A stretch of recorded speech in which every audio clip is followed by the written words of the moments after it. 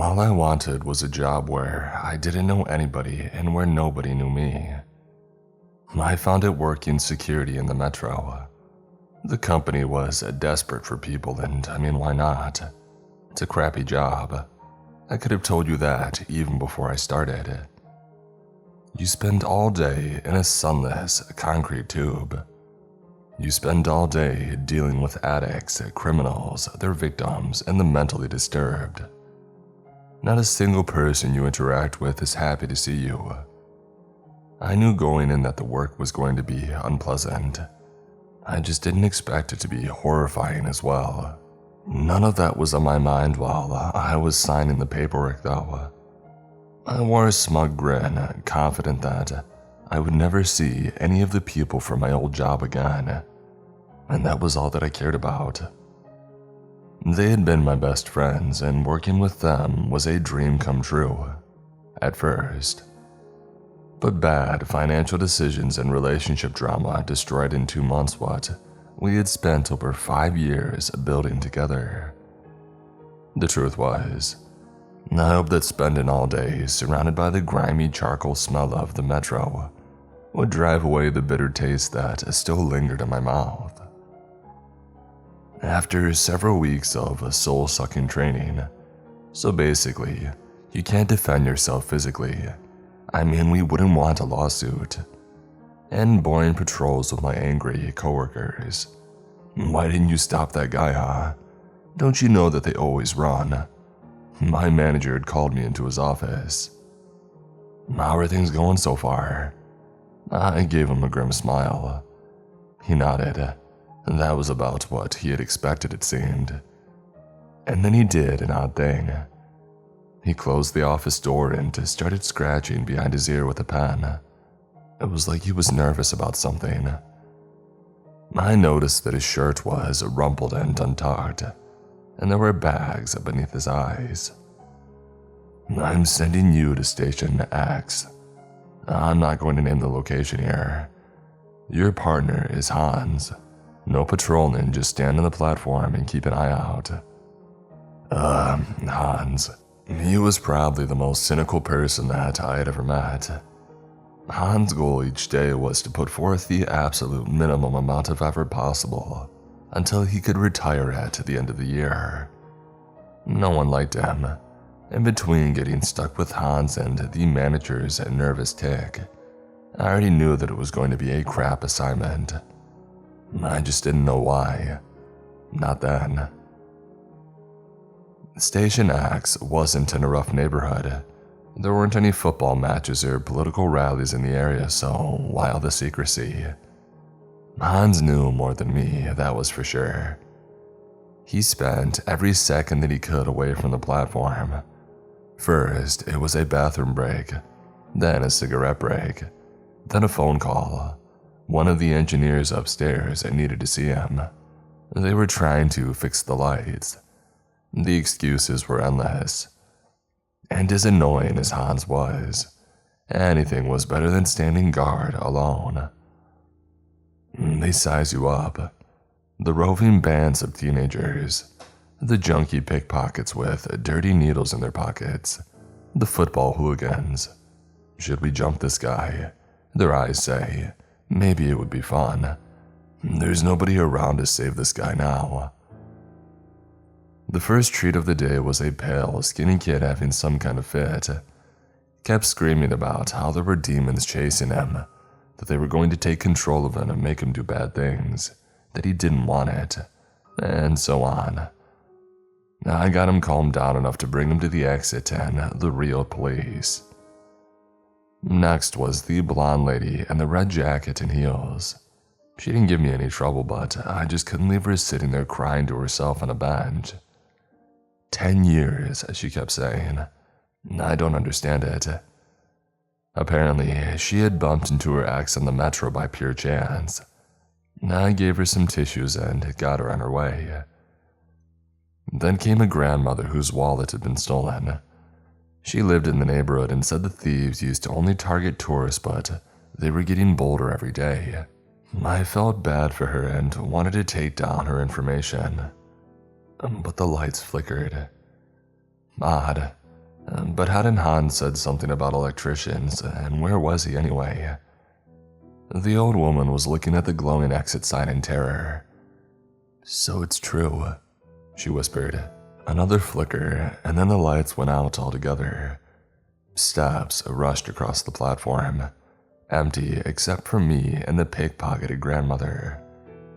I would say footsteps, but I'm not entirely sure that it wasn't more like something crawling on all fours. In the pitch blackness beside me, the old woman let out a low moan. There were 2 snaps. The moan became a scream. An instant later, the lights were back.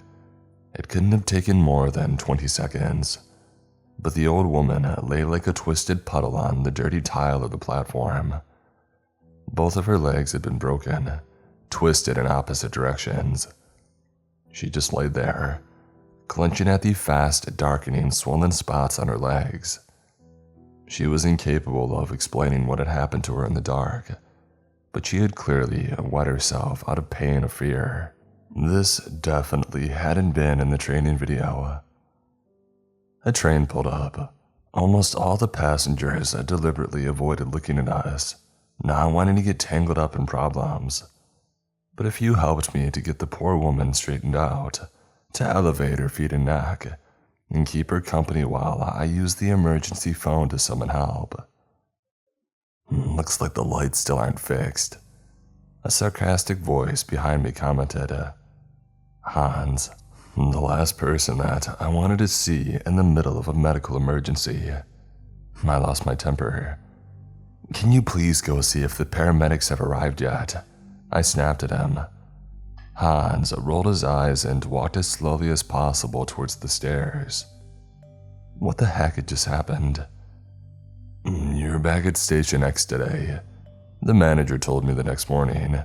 "We really need to avoid any more unfortunate accidents like yesterday's." "That wasn't an..." The manager held up a hand, answered a ringing phone, and then turned back to me with sympathetic eyes. "Oh, Hans won't be joining you today. He isn't feeling well." My hands turned into fists thinking about how much worse my already stressful job was without a partner for protection. "Isn't it against company policy to have an employee patrol alone?" I protested. The manager's pitying expression turned frosty. "Before you make waves, you might want to remember that you're still on your probationary period. We can let you go at any time. I would hate for you to leave us without another job lined up." I left for Station X in a huff. The manager was being like he was, but he was right. I was 1 month's rent away from being on the street. I couldn't quit, even if what I was being asked to do wasn't in the rulebook. Besides, I had been turning the bizarre event over and over in my mind all night. There had to be a logical explanation for what had happened, right?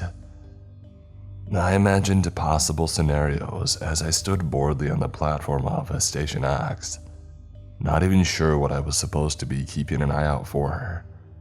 Perhaps the old lady had just slept. The hours stretched on, train doors opening and closing as smooth as clockwork. I got used to Station X. By the end of the first day, I knew every gum-plastered bench, every cracked and grimy tile, every dead moth in the overhead lights. I even recognized the red, green, and yellow bulbs used to convey information to the drivers.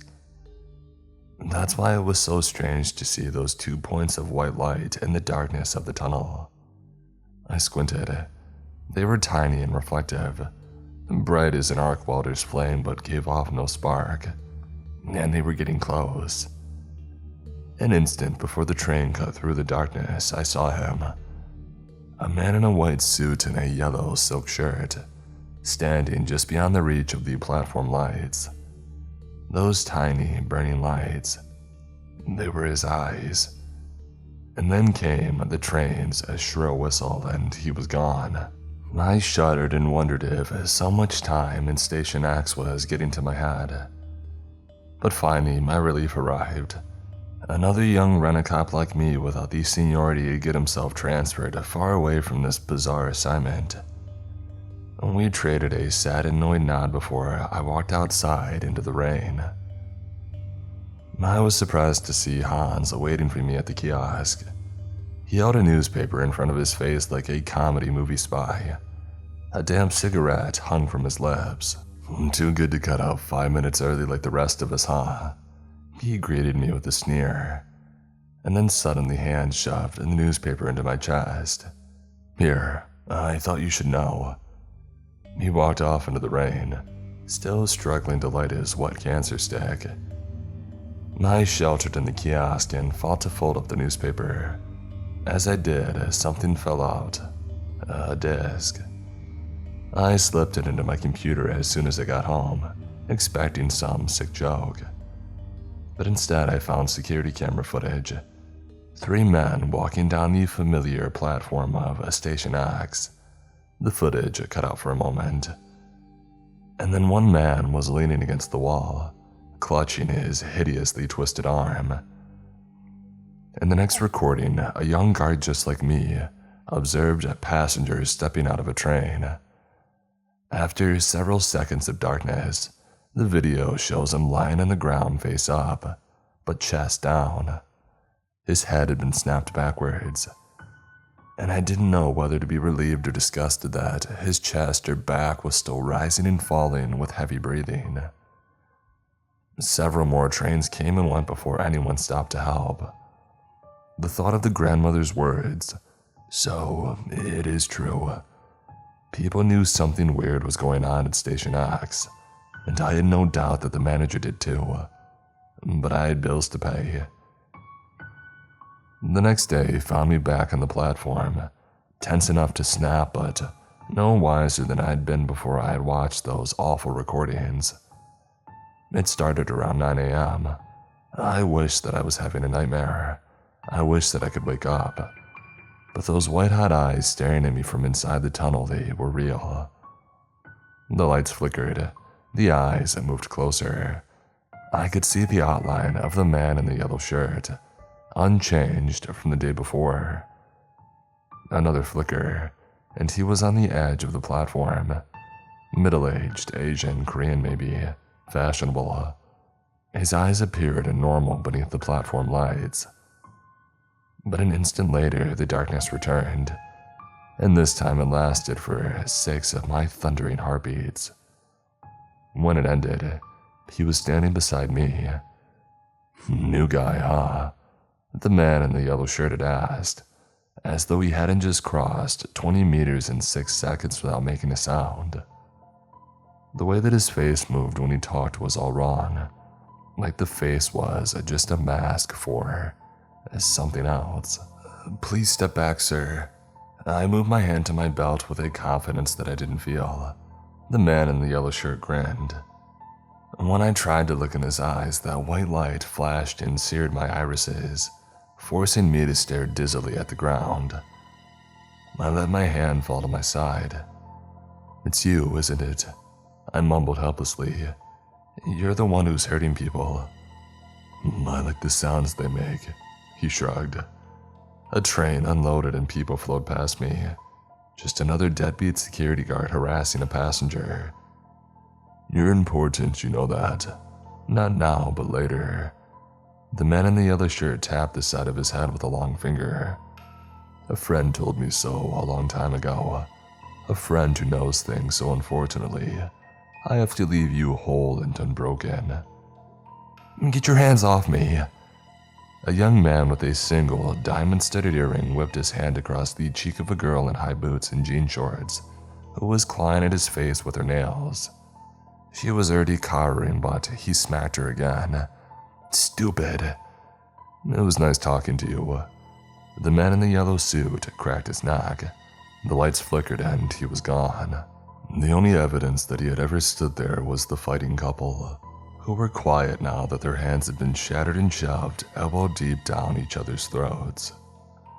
One of the paramedics told me that while their jaws could be reset, the damage to their hands was probably permanent. I just hoped they wouldn't have to share a room in the hospital. After the hand incident, my manager's manager apparently decided enough was enough, and Station X was closed for 10 days due to construction. Someone even had the bright idea of putting up nets and barriers to keep up the sham. By the time the station reopened, the man in the yellow shirt was gone. Maybe he or it got bored and moved on. Maybe it found something else to entertain itself with. Who knows? After a week of no new accidents at Station X, I was reassigned to my regular rotation. But sometimes, usually when it's late at night and I haven't slept, or when I'm alone on the empty platform, I would swear that I still see a pair of white irises burning in the darkness of the tunnel.